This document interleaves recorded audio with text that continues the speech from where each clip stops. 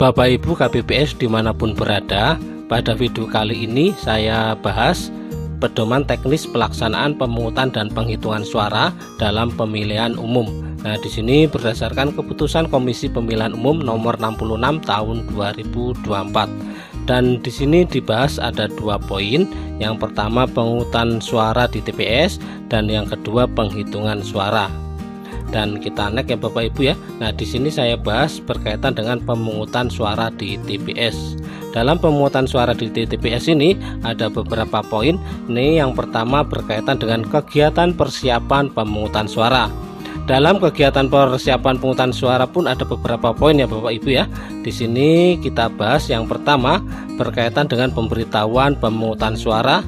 Dalam pemberitahuan pemungutan suara pun ada beberapa hal yang perlu Bapak Ibu ketahui. Yang pertama yaitu Ketua KPPS dibantu anggota KPPS mengumumkan hari, tanggal, dan waktu pemungutan suara serta nama TPS kepada pemilih di wilayah kerjanya paling lambat 5 hari sebelum hari dan tanggal pemungutan suara dengan ketentuan sebagai berikut. Yang pertama, pengumuman hari, tanggal, dan waktu pelaksanaan pemungutan suara dan waktu kedatangan pemilih di TPS dilakukan berdasarkan tata cara yang lazim digunakan di kelurahan atau desa atau yang disebut dengan nama lain yang bersangkutan. Dan yang kedua, Ketua KPPS dibantu anggota KPPS menyampaikan surat pemberitahuan untuk memberikan suara kepada pemilih yang terdaftar dalam DPT di wilayah kerjanya paling lambat 3 hari sebelum hari dan tanggal pemungutan suara menggunakan formulir model C pemberitahuan KPU sebagaimana tercantum dalam lampiran 4 yang merupakan bagian tidak terpisahkan dari keputusan ini. Dan yang ketiga, Ketua KPPS dibantu anggota KPPS mendokumentasikan penyampaian surat pemberitahuan sebagaimana dimaksud pada angka 2 berupa foto atau video yang disimpan sebagai arsip dan disampaikan kepada BPS bersamaan dengan rekapitulasi pengembalian formulir model C pemberitahuan KPU. Nah, Bapak Ibu kita next ya Bapak Ibu ya. Di sini di poin yang keempat, pengaturan waktu kehadiran pemilih yang terdaftar dalam DPT disarankan dibagi menjadi 4 kelompok jadwal kehadiran yang diurutkan sesuai dengan nomor urut dalam formulir model A Kabupaten Kota daftar pemilih secara proporsional, yaitu pukul 07.00 sampai dengan pukul 07.59 waktu setempat dan 08.00 sampai dengan pukul 08.59 waktu setempat, dan selanjutnya 09.00 sampai dengan pukul 09.59 waktu setempat dan 10.00 sampai dengan pukul 10.59 waktu setempat.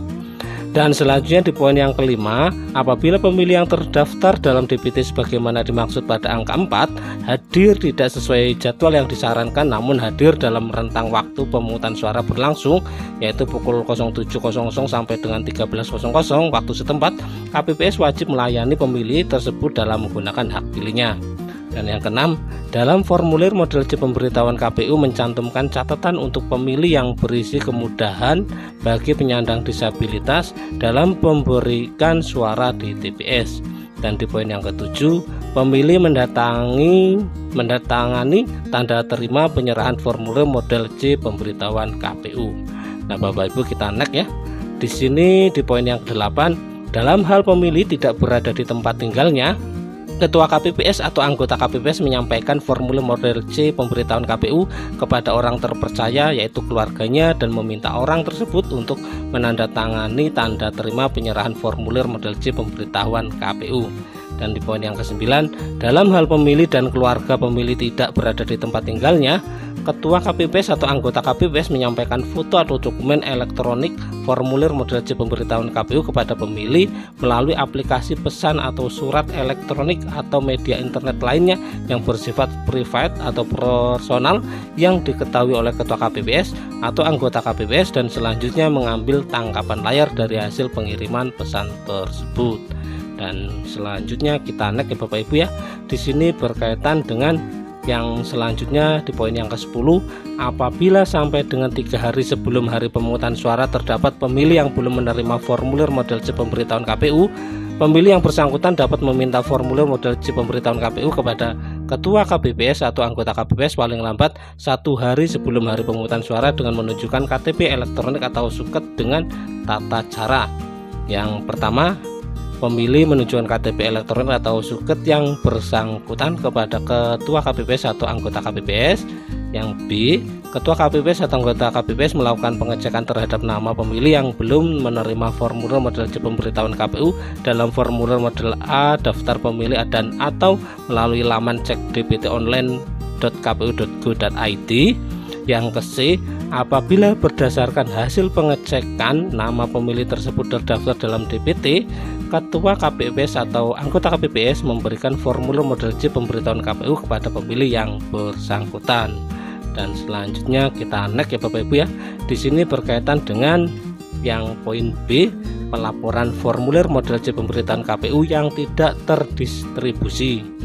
Yang poin pertama nomor 1, dalam hal sampai dengan 1 hari sebelum hari dan tanggal pemungutan suara terdapat formulir model C pemberitahuan KPU yang tidak dapat didistribusikan kepada pemilih karena pemilih A, meninggal dunia, B, pindah alamat domisili, C, pindah pemilih, D, tidak dikenal atau bukan warga setempat atau bahkan tidak pernah tinggal di wilayah tersebut. Yang ke E, tidak berada di tempat dan tidak berdapat keluarga atau orang terpercaya yang dapat dititipkan serta KPPS tidak memiliki kontak personal yang bersangkutan. Selanjutnya, ketua KPPS melaporkan rekapitulasi formulir model C pemberitahuan KPU yang tidak terdistribusi kepada BPS, termasuk rekapitulasi formulir model C pemberitahuan KPU yang terdistribusi.